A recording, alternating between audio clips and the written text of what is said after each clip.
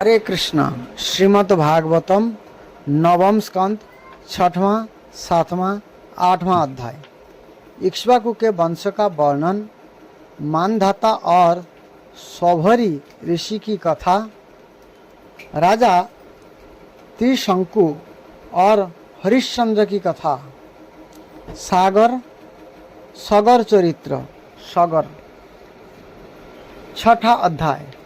इक्ष्वाकु के वंश का वर्णन, मानधाता और सौभरी ऋषि की कथा। बहुत सुंदर कथा है, इसे श्रवण करें। बहुत से कथा है। श्री सुखदेव जी कहते हैं, परीक्षित, अमरीश के 3 पुत्र थे, विरूप, केतुमान और शंभु। विरूप से वृषदश्च और उसका पुत्र रथितर हुआ। रथितर संतानहीन था। वंश परंपरा की रक्षा के लिए उसने अंगिरा ऋषियों से प्रार्थना की। उन्होंने उसकी पत्नी से ब्रह्म तेज से संपन्न की पुत्र उत्पन्न किए। यद्यपि ये सब रथितर की भार्या से उत्पन्न हुए थे, इसलिए इनका गोत्र वही होना चाहिए था जो रथितर का था। फिर भी ये अंगिरस की कहलाए। यही रथितर वंशियों के प्रवर अर्थात कुल में सर्वश्रेष्ठ पुरुष कहलाए, क्योंकि ये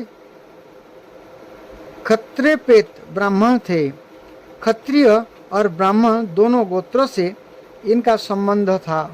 परीक्षित, एक बार मनु जी के छींकने पर उनकी नासिका से इक्ष्वाकु नाम का पुत्र उत्पन्न हुआ।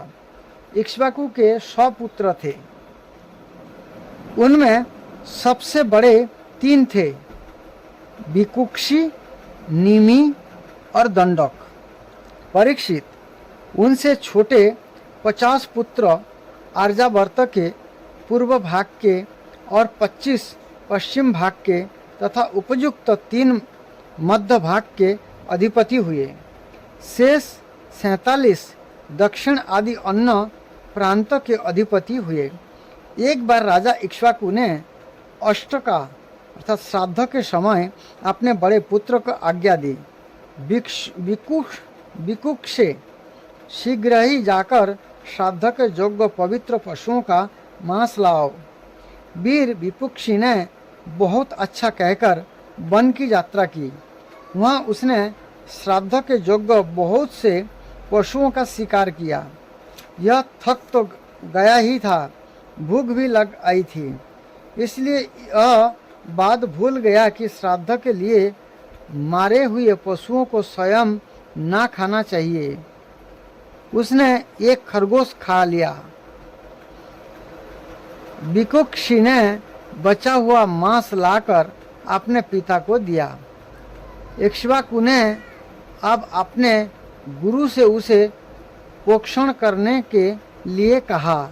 तब गुरुजी ने बताया कि वह मांस तो दूषित एवं श्राद्ध के अयोग्य है।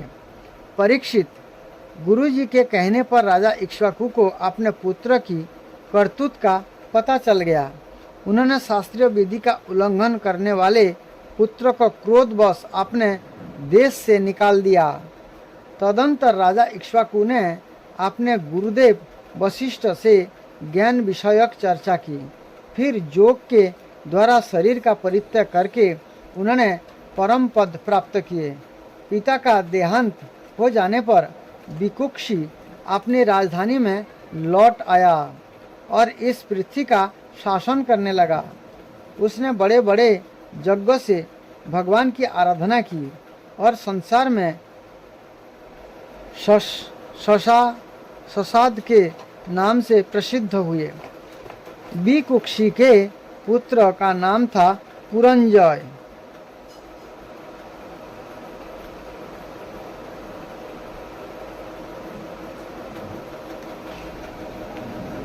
हरे कृष्ण कृष्ण कृष्ण हरे हरे, हरे राम राम राम हरे हरे।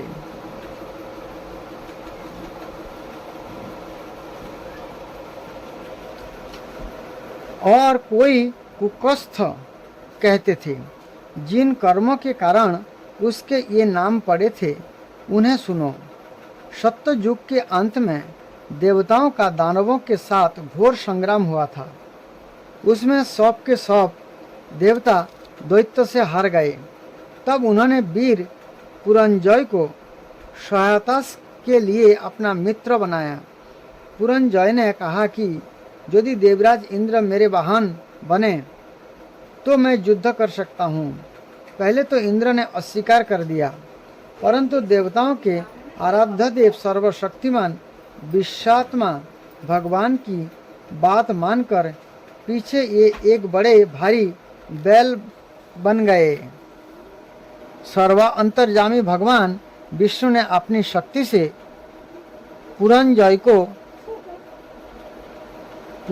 को भर दिया।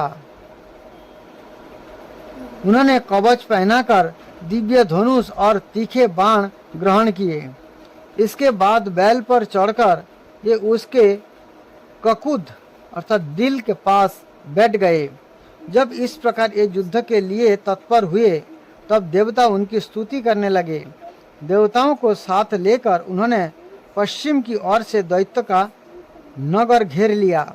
वीर पुरंजय का दैत्यों के साथ अत्यंत रोमांचकारी घोर संग्राम हुआ।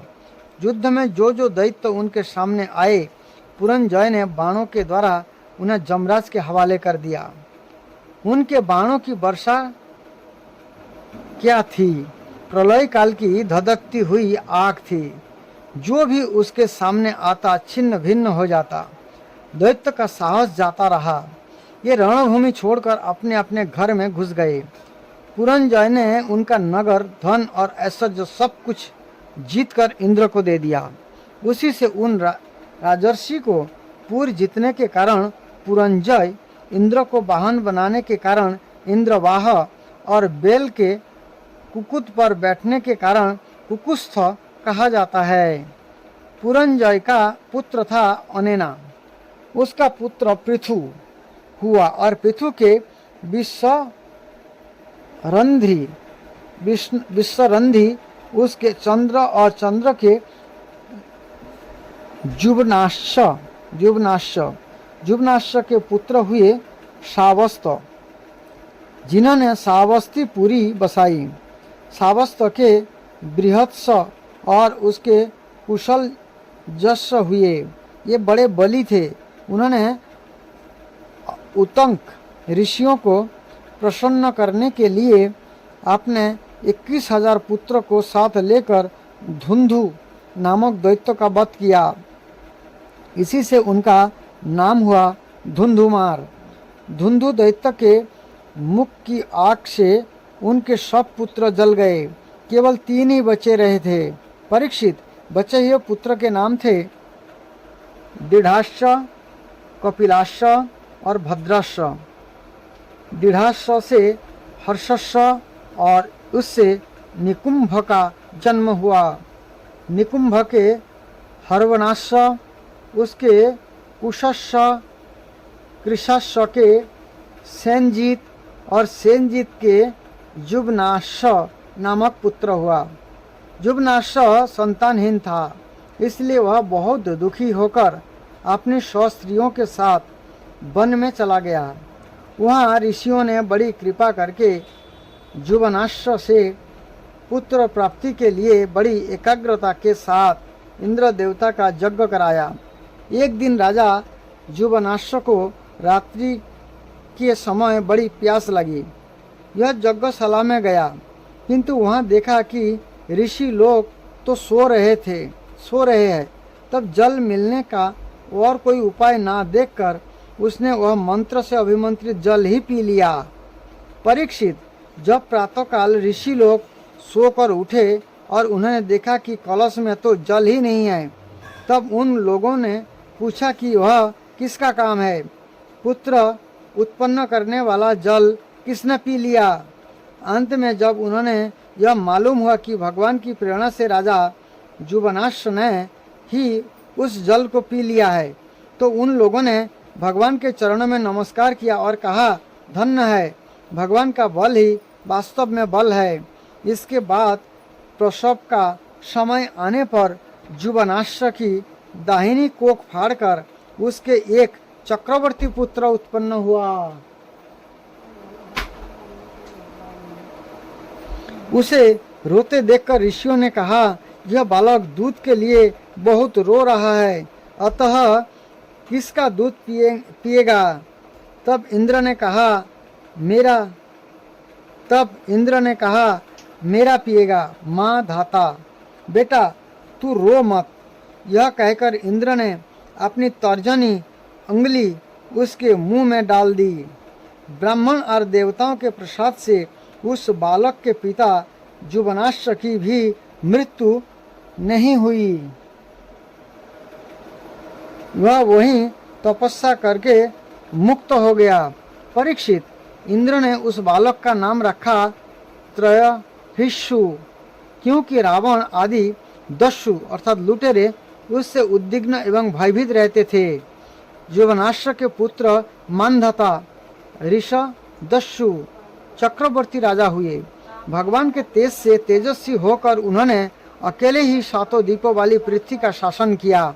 ये यद्यपि आत्मज्ञानी थे, उन्हें कर्म कांड की कोई विशेष आवश्यकता नहीं थी, फिर भी उन्होंने बड़ी बड़ी दक्षिणा वाले यज्ञों से उन यज्ञ स्वरूप प्रभु की आराधना की, जो स्वयं प्रकाश, सर्वदेव स्वरूप, सर्वात्मा एवं इंद्रियातीत है।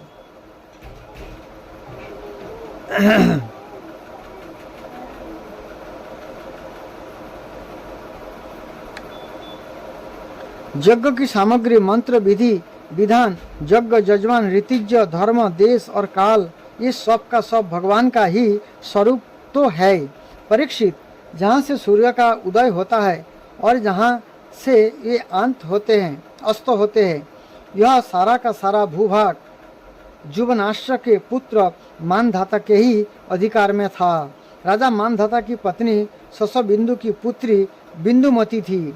उसके गर्भ से उनके 3 पुत्र हुए, पुरुकुत्स, अम्बरीश, ये दूसरे अम्बरीश है, और जोगी मुचुकुंद। इसकी 50 बहनें थी। मुचुकुंद के 50 बहन थी। उन 50 ने अकेले शोभरी ऋषि को पति के रूप में वरण किया। 50 कन्या ने शोभरी ऋषि को वरण किया। 50 परम तपस्वी सौरभी जी एक बार यमुना जल में डुबकी लगाकर तपस्या कर रहे थे। वहाँ उन्होंने देखा कि एक मत्स्यराज अपनी पत्नी के साथ बहुत सुख हो रहे थे। उसके इस सुख को देखकर ब्राह्मण सौभरी के मन में भी विवाह करने की इच्छा जाग उठी और उन्होंने राजा मानधाता के पास आकर उनकी 50 कन्याओं में से एक कन्या मांगी। राजा ने कहा, ब्राह्मण कन्या स्वयंवर में आपको चुन ले तो आप उसे ले लीजिए। सौरभी ऋषि राजा मानधाता का अभिप्राय समझ गए। उन्होंने सोचा कि राजा ने इसलिए मुझे ऐसा सूखा जवाब दिया है कि अब मैं बूढ़ा हो गया हूँ, शरीर में झुर्रियाँ पड़ गई है, बाल पक गए हैं और सिर कांपने लगा है। आप कोई स्त्री मुझसे प्रेम नहीं कर सकती।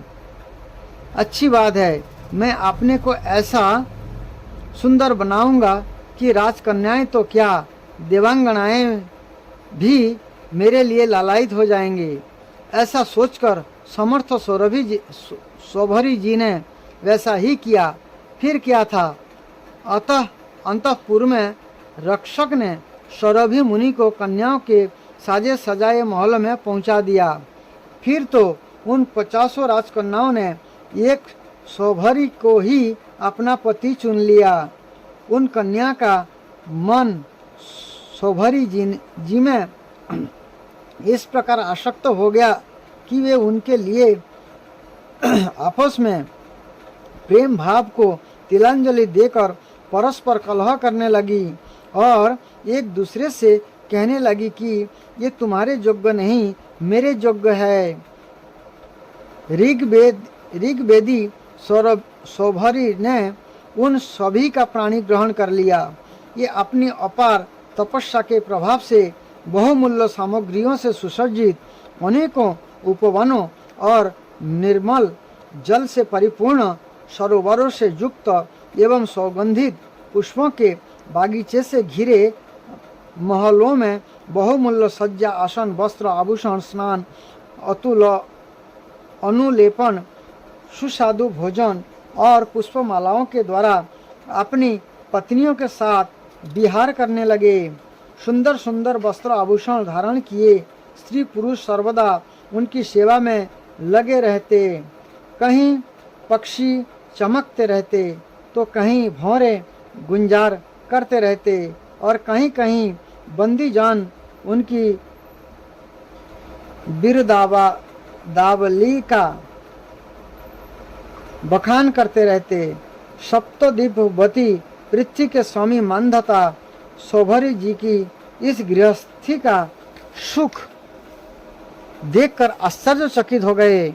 उनका यह गर्व कि मैं सार्वभौम संपत्ति का स्वामी हूँ जाता रहा। इस प्रकार सौभरी जी गृहस्थी के सुख में रम गए और अपनी निरोग इंद्रियों से अनेकों विषयों का सेवन करते रहे। फिर भी जैसे घी की बूंद से आग तृप्त नहीं होती, वैसे ही उन्हें संतोष नहीं हुआ।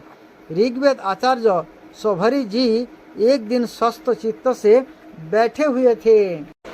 उस समय उन्होंने देखा कि मत्स्य राज के क्षण भर के संग से मैं किस प्रकार अपनी तपस्या तथा अपना आपातक खो बैठा। मैं सोचने लगे, अरे मैं तो बड़ा तपस्वी था, मैंने भली भांति अपने व्रत का अनुष्ठान भी किया था। मेरा यह अधोपतन तो देखो, मैंने दीर्घ काल से अपने ब्रह्म तेज को अक्षुण्ण रखा था, परंतु जल के भीतर विहार करती हुई एक मछली के संसर्ग मेरा यह ब्रह्म तेज नष्ट हो गया। अतः जिसे मोक्ष की इच्छा है, उस पुरुषों को चाहिए कि वह भोगी प्राणियों का संग सर्वथा छोड़ दे और एक क्षण के लिए भी अपनी इंद्रियों को बहिर्मुख ना होने दे, अकेला ही रहे और एकांत में अपने चित्त को सर्वशक्तिमान भाव में ही लगा दे। यदि संग करने की आवश्यकता ही हो तो भगवान के अंतरप्रेमी निष्ठावान महात्मा का ही संग करे। मैं पहले एकांत में अकेला ही तपस्या में संलग्न था, फिर जल में मछली का संग होने से विवाह करके 50 हो गया और फिर संतानों के रूप में 5000। विषयों में सत्व बुद्धि होने से माया के गुणों ने मेरी बुद्धि हर ली।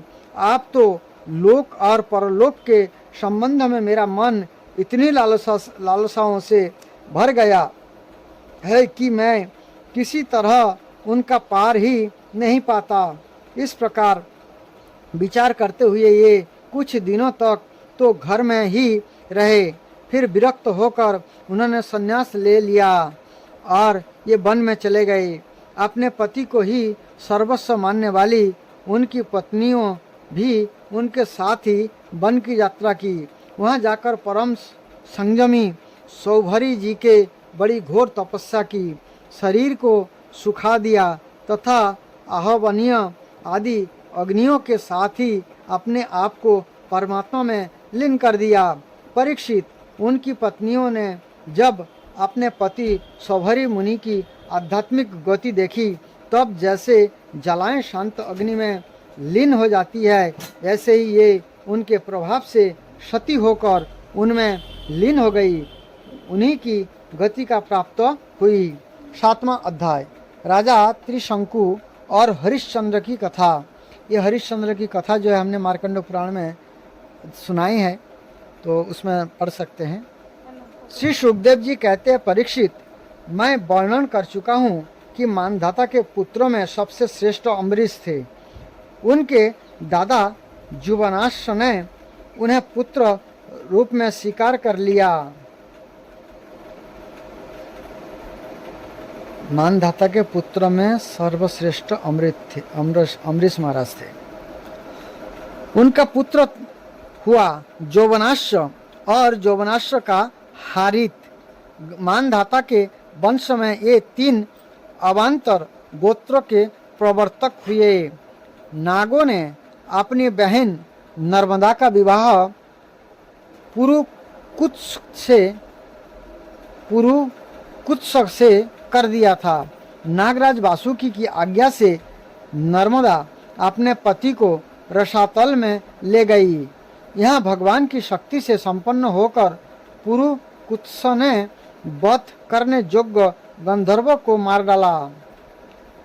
इस पर नागराज ने प्रसन्न होकर पुरुकुत्स को वर दिया कि जो इस प्रसंग का स्मरण करेगा वो सर्प से निर्भय हो जाएगा।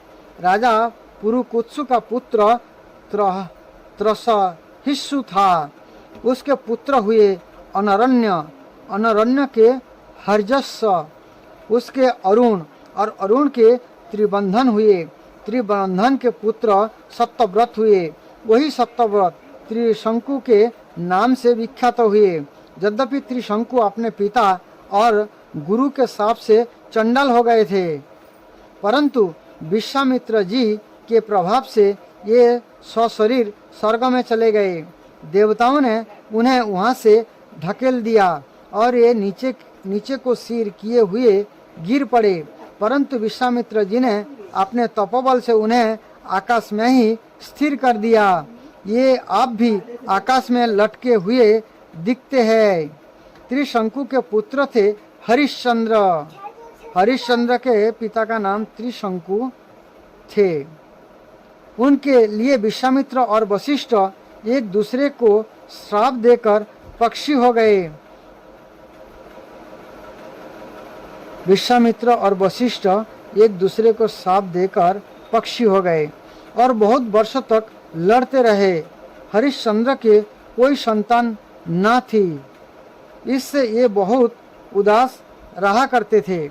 नारद के उपदेश से ये वरुण देवता की शरण में गए और उनसे प्रार्थना की कि प्रभु मुझे पुत्र प्राप्त हो। महाराज, यदि मेरे वीर पुत्र होगा तो मैं उसी से आपका जजन करूंगा। वरुण ने कहा ठीक है। तब वरुण की कृपा से हरिश्चंद्र के रोहितास नाम का पुत्र हुआ। पुत्र होते ही वरुण ने आकर कहा, हरिश्चंद्र तुम्हें पुत्र प्राप्त हो गया, आप इसके द्वारा मेरा यज्ञ करो। हरिश्चंद्र ने कहा, जब उनका वह यज्ञ पशु रोहित 10 दिन से अधिक का हो जाएगा तब यज्ञ के योग्य होगा। 10 दिन बीतने पर वरुण ने आकर फिर कहा, आप मेरा यज्ञ करो। हरिश्चंद्र ने कहा, जब आपके यज्ञ पशु के मुंह में दांत निकल जाएंगे तब वह यज्ञ के योग्य होगा। दांत उग जाने पर वरुण ने कहा, आप इसके दांत निकाल आए, मेरा यज्ञ करो। हरिश्चंद्र ने कहा, जब इसके दूध के दांत गिर जाएंगे तब वह यज्ञ के योग्य होगा। दूध के दांत गिर जाने पर वरुण ने कहा, आप इस यज्ञ पशु के दांत गिर गए, मेरा यज्ञ करो। हरिश्चंद्र ने कहा, जब इसके दोबारा दांत आ जाएंगे तब यह पशु यज्ञ के योग्य हो जाएगा। दांत के फिर उग जाने पर वरुण ने कहा, आप मेरा यज्ञ करो। हरिश्चंद्र ने कहा, वरुण जी महाराज, क्षत्रिय पशु तब यज्ञ के योग्य होते हैं जब वह कवच धारण करने लगे। परीक्षित, इस प्रकार राजा हरिश्चंद्र पुत्र के प्रेम से हिला हवाला करके समय टालते रहे। इसके कारण वह था कि पुत्र स्नेह की फांसी ने उनके हृदय को जकड़ लिया था। वे जो समय बताते वरुण देवता उसी की बाट देखते। जब रोहित को इस बात का पता चला कि पिताजी तो मेरा बलिदान करना चाहते हैं तब वह अपने प्राणों की रक्षा के लिए हाथ में धनुष लेकर वन में चला गया। कुछ दिन के बाद उसे मालूम हुआ कि वरुण देवता ने रुष्ट होकर मेरे पिताजी पर आक्रमण किया है, जिसके कारण ये महोदर रोग से पीड़ित हो रहे हैं। तब रोहित अपने नगर की ओर चल पड़ा, परंतु इंद्र ने आकर उसे रोक दिया। उन्होंने कहा, बेटा रोहित, यज्ञ पशु बनकर मरने की अपेक्षा तो पवित्र तीर्थ और क्षेत्र का सेवन करते हुए पृथ्वी में विचरना ही अच्छा है। इंद्र की बात मानकर वह 1 वर्ष तक और वन में ही रहा। इसी प्रकार दूसरे, तीसरे, चौथे और 5वां वर्ष भी रोहित ने अपने पिता के पास जाने का विचार किया, परंतु बूढ़े ब्राह्मण का वेश धारण कर हर बार इंद्र आते और उसे रोक देते। इस प्रकार 6 वर्ष तक रोहित वन में ही रहा। 7वें वर्ष जब वह अपनी नगर को लौटने लगा, तब उसने अजी गर्त से उसके मझले पुत्र सन सबको मोल ले लिया और उसे यज्ञ पशु बनाने के लिए अपने पिता को सौंपकर उनके चरणों में नमस्कार किया। तब परम यशस्वी एवं श्रेष्ठ चरित्र वाले राजा हरिश्चंद्र ने महोदर रोग से छूटकर कुरुष मेघ यज्ञ द्वारा वरुण आदि देवताओं का जजन किया। उस यज्ञ में विश्वामित्र जी होता हुआ परम संयमी जमदग्नि ने अर्घयुक्त अधवर्यु का काम किया। वशिष्ठ जी ब्रह्मा बने और अयास्य मुनि सामगान करने वाले उद्गाता बने। उस समय इंद्र प्रसन्न होकर हरिश्चंद्र को एक सोने का रथ दिया था। परीक्षित, आगे चलकर मैं सुन शोक का महात्मा वर्णन करूंगा। हरिश्चंद्र को अपनी पत्नी के साथ सत्य में दृढ़तापूर्वक स्थित देखकर विश्वामित्र जी बहुत प्रसन्न हुए। उन्होंने उन्हें उस ज्ञान का उपदेश किया जिसका कभी नाश नहीं होता।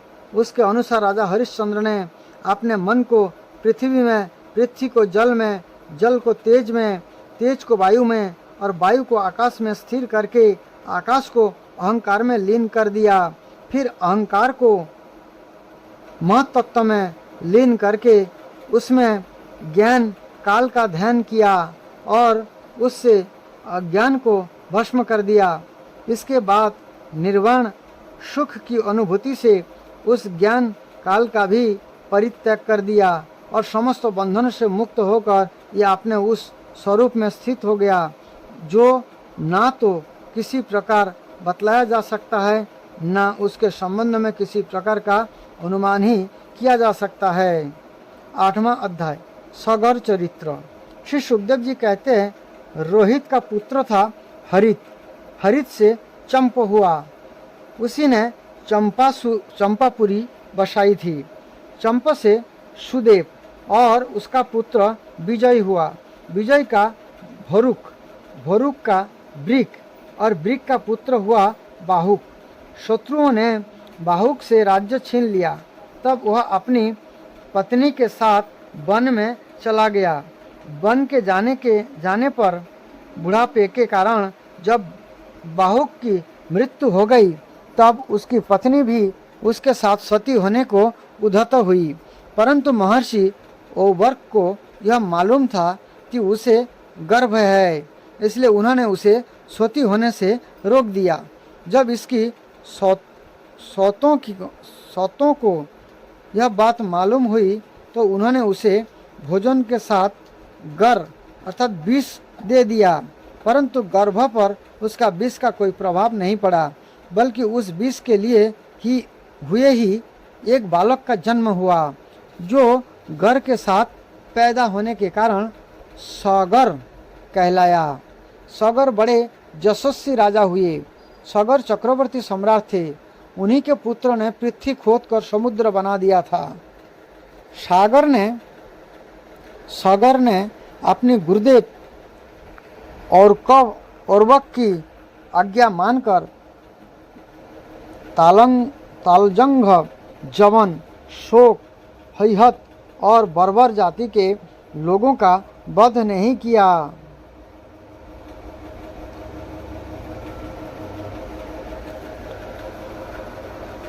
बल्कि उन्हें विरूप बना दिया। उनमें से कुछ के सिर मुड़वा दिए, कुछ के मूछ दाढ़ी रखवा दी, कुछ को खुले बालों वाला बना दिया, तो कुछ को आधा मुड़वा दिया। कुछ लोगों को सागर ने केवल वस्त्र ओढ़ने के ही आज्ञा दी, पहनने की नहीं, और कुछ को केवल लंगोटी पहनने को ही कहा, ओढ़ने को नहीं। इसके बाद राजा सागर ने और वह ऋषि के उपदेश अनुसार अश्वमेध यज्ञ के द्वारा संपूर्ण वेद एवं देवतामय आत्मस्वरूप सर्वशक्तिमान भगवान की आराधना की। उसके यज्ञ में जो घोड़ा छोड़ा गया था उसे इंद्र ने चुरा लिया। उस समय महारानी सुमति के गर्भ से उत्पन्न सागर के पुत्रों ने अपने पिता के आज्ञा अनुसार घोड़े के लिए सारी पृथ्वी छान डाली। तब उन्हें कहीं घोड़ा न मिला। तब उन्होंने बड़े घमंड से सब ओर से पृथ्वी को खोद डाला। खोदते खोदते उन्हें पूर्व और उत्तर के कोने पर कपिल मुनि के पास अपना घोड़ा दिखाई दिया। घोड़े को देखकर ये 60,000 राजकुमार शस्त्र उठाकर यह कहते हुए उनकी ओर दौड़ पड़े कि वही हमारे घोड़े का चुराने वाला चोर है। देखो तो सही, इसने इस समय कैसे आंखें बंद रखी है। यह पापी है, इसको मार डालो, मार डालो। इसी समय कपिल मुनि ने अपनी पलकें खोली। इंद्र ने राजकुमार की बुद्धि हर ली थी। इससे उन्होंने कपिल मुनि जैसे महापुरुषों का तिरस्कार किया। इस तिरस्कार के फलस्वरूप उनके शरीर में ही आग जल उठी, जिससे क्षण भर में ही ये सब के सब जलकर खाक हो गए। परीक्षित, सागर के लड़के कपिल मुनि के क्रोध से जल गए, ऐसा कहना उचित नहीं है। ये तो शुद्ध सत्वगुण के परम आश्रय है। उनका शरीर तो जगत को पवित्र करता रहता है। उनमें भला क्रोध रूप तमोगुण की संभावना कैसे की जा सकती है। भला कहीं पृथ्वी की धूल का भी आकाश से संबंध होता है। यह संसार सागर एक मृत्युमय पथ है। इसके पार पाना अत्यंत कठिन है। परंतु कपिल मुनि ने इस जगत में संख्या शास्त्र की एक ऐसी दृढ़ नाव बना दी है, जिससे मुक्ति की इच्छा रखने वाला कोई भी व्यक्ति उस समुद्र के पार जा सकता है। ये केवल परम ज्ञानी ही नहीं, स्वयं परमात्मा है। उनमें भला यह शत्रु है और वह मित्र, इस प्रकार की भेद बुद्धि कैसे हो सकती है। सागर की दूसरी पत्नी का नाम था केसिनी। उसके गर्भ से उन्होंने असमंजस नाम का पुत्र हुआ था। असमंजस के पुत्र का नाम था अंशुमान। यह अपने दादा सागर की आज्ञा के पालन तथा उन्हीं की सेवा में लगा रहता। असमंजस पहले जन्म में जोगी थे। संग के कारण ये जोग से विचलित हो गए थे, परंतु आप भी उन्हें अपने पूर्व जन्म का स्मरण बना हुआ था, इसलिए ये ऐसे काम किया करते थे जिससे भाई बंधु उन्हें प्रिय न समझे। ये कभी कभी तो अत्यंत निंदित कर्म कर बैठते और अपने को पागल जा दिखलाते, यहाँ तक कि खेलते हुए बच्चे को सरयू में डाल देते। इस प्रकार उन्होंने लोगों को उद्विग्न कर दिया था। अंत में उनकी ऐसे करतूत देखकर पिता ने पुत्र स्नेह को तिलांजलि दे दी और उन्हें त्याग दिया। तदंतर असमंजस ने अपने जोग बल से उन सब बालकों को जीवित कर दिया और अपने पिता को दिखाकर ये वन में चले गए। अयोध्या के नागरिकों ने जब देखा कि हमारे बालक तो फिर लौट आए, तब इन्हें असीम आश्चर्य हुआ और राजा सागर को भी बड़ा पश्चाताप हुआ। इसके बाद राजा सागर की आज्ञा से अंशुमान घोड़े को ढूंढने के लिए निकले। उन्होंने अपने चाचाओं के द्वारा खोदे हुए समुद्र के किनारे किनारे चलकर उनके शरीर के भस्म पास ही घोड़े को देखा। वहीं भगवान अवतार कपिल मुनि बैठे हुए थे। उनको देखकर उदार हृदय अंशुमान ने उनके चरणों में प्रणाम किया और हाथ जोड़कर एकाग्र मन से उनकी स्तुति की। अंशुमान ने कहा, भगवान आप अजन्मा ब्रह्मा जी से भी परे है, इसलिए ये आपको प्रत्यक्ष नहीं देख पाते। देखने की बात तो अलग रही, ये समाधि करते करते एवं युक्ति लड़ाते लड़ाते हार गए, किंतु आज तक आपको समझ भी नहीं पाए। हम लोग तो उनके मन, शरीर और बुद्धि से होने वाली सृष्टि के द्वारा बने हुए अज्ञानी जीव है, तब भला हम आपको कैसे समझ सकते हैं। संसार के शरीरधारी सत्वगुण, रजोगुण या तमोगुण प्रधान है। ये जागृत और स्वप्न अवस्था में केवल गुणमय पदार्थों, विषयों को और सुषुप्ति अवस्था में केवल अज्ञान ही अज्ञान देखते हैं। इसका कारण वह है कि वे आपकी माया से मोहित हो रहे हैं। ये बहिर्मुख होने के कारण बाहर की वस्तुओं को तो देखते हैं, पर आपने ही हृदय में स्थित आपको नहीं देख पाते। आप एक रस ज्ञान घन है। सनंदन आदि मुनि जो आत्मा स्वरूप के अनुभव से माया के गुणों के द्वारा होने वाले भेदभाव को और उसके कारण अज्ञान को नष्ट कर चुके हैं, आपका निरंतर चिंतन करते रहते हैं। माया के गुणों में ही भूला हुआ मैं मूढ़ किस प्रकार आपका चिंतन करूं। माया उसके गुण और गुणों के कारण होने वाले कर्म एवं कर्मों के संस्कार से बना हुआ लिंग शरीर आप में है ही नहीं। ना तो आपका नाम है और ना तो रूप। आप में ना कार्य और ना तो कारण। आप सनातन आत्मा है। ज्ञान का उपदेश करने के लिए ही आपने यह शरीर धारण कर रखा है। हम आपको नमस्कार करते हैं प्रभु। वो संसार आपकी माया की करामत है।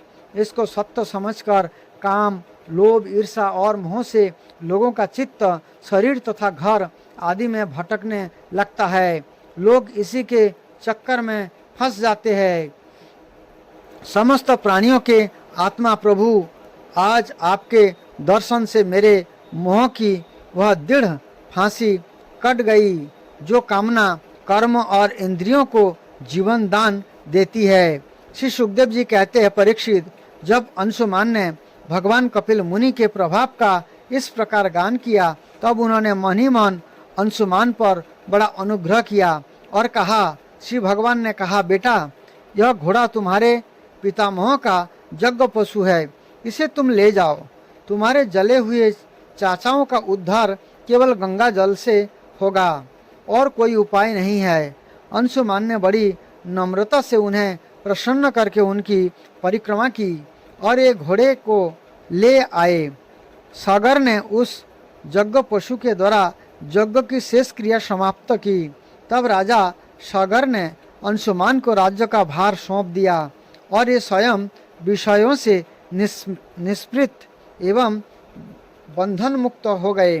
उन्होंने महर्षि औवर्ग के बतलाए हुए मार्ग से परम पद की प्राप्ति की। इस प्रकार से 8वां अध्याय पूरा हुआ। हरे कृष्णा कृष्णा कृष्णा हरे हरे, हरे राम राम राम हरे हरे। अगला अध्याय में भागीरथ जी का चरित्र हम वर्णन करेंगे। हरे कृष्णा।